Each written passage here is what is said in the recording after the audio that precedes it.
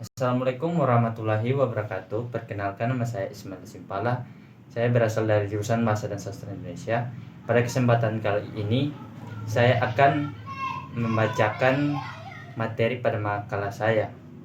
Baik, langsung saja ke materinya, yaitu tentang syarat dan menjadi kepala sekolah. Standarisasi kompetensi kepala sekolah secara legal telah diterbitkan Peraturan Kementerian Pendidikan dan Kebudayaan atau Permendikbud dan tentang penugasan guru sebagai kepala sekolah. Ketentuan yang tercantum dalam Permendikbud ini berlaku untuk semua sekolah, mengingat diterbitkannya peraturan ini adalah untuk memberikan ketentuan yang terukur dalam upaya peningkatan kompetensi kepala sekolah. Dalam peraturan tersebut ditetapkan persyaratan administrasi seperti berikut, yaitu yang pertama, memenuhi persyaratan akademik minimal sarjana S1 atau diploma D4 dari program studi yang terakreditasi paling rendah B. Berikut yang kedua, memiliki sertifikat pendidik, dan yang ketiga, memiliki hasil prestasi penilaian kerja guru minimal baik selama 2 tahun terakhir. Berikut yang keempat, memiliki pengalaman mengajar paling singkat 6 tahun bagi calon kepala sekolah TK minimal 3 tahun. Berikut, memiliki pengalaman manajerial yang relevan. Berikut ada Pasal 2 Ayat 1 Permendikbud nomor 6 tahun 2018 menyatakan bahwasanya 1. Masyarakat sehat jasmani, rohani, dan bebas nafsa atau narkotika, psikotropika, dan zat adiktif lainnya. Yang kedua, tidak pernah dikenai hukuman disiplin, tidak sedang menjadi tersangka, atau tidak pernah menjadi terpidana.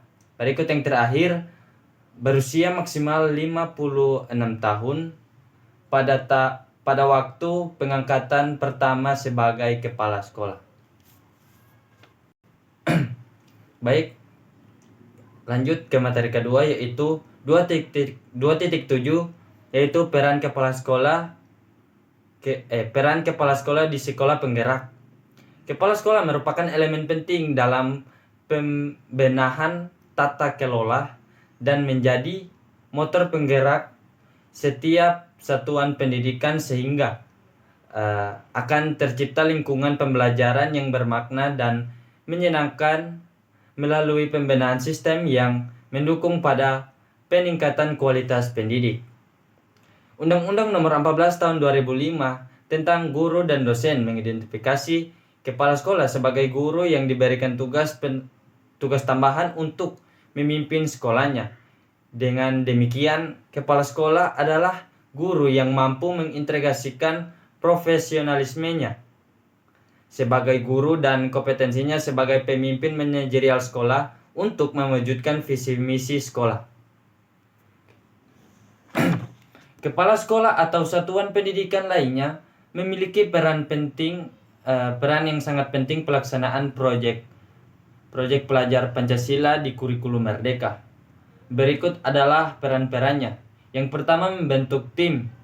Peran pertama kepala sekolah atau madrasah untuk menyiapkan proyek di kurikulum Merdeka adalah membentuk tim proyek untuk turut merencanakan proyek. Berikut yang kedua, proyek mengawasi pelaksanaan. Peran kepala sekolah yang kedua ini penguatan profil pelajar Pancasila.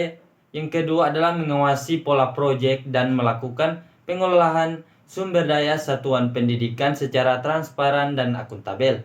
Yang ketiga, ada pembangunan komunikasi dan kolaborasi. Peran ketiga yang bisa dilakukan kepala sekolah adalah membangun komunikasi untuk kolaborasi antara orang tua peserta didik dan peserta didik, warga satuan pendidik, dan narasumber penggaya proyek yang termasuk masyarakat, komunitas, universitas, praktisi, dan sebagainya. Berikut yang keempat, menyelesaikan komunitas praktis. Peran keempat kepala satuan pendidikan dalam proyek penguatan profil pelajar Pancasila adalah mengembangkan komunitas praktisi di satuan pendidikan untuk peningkatan kompetensi peserta didik yang berkelanjutan. Yang kelima, melakukan pembinaan.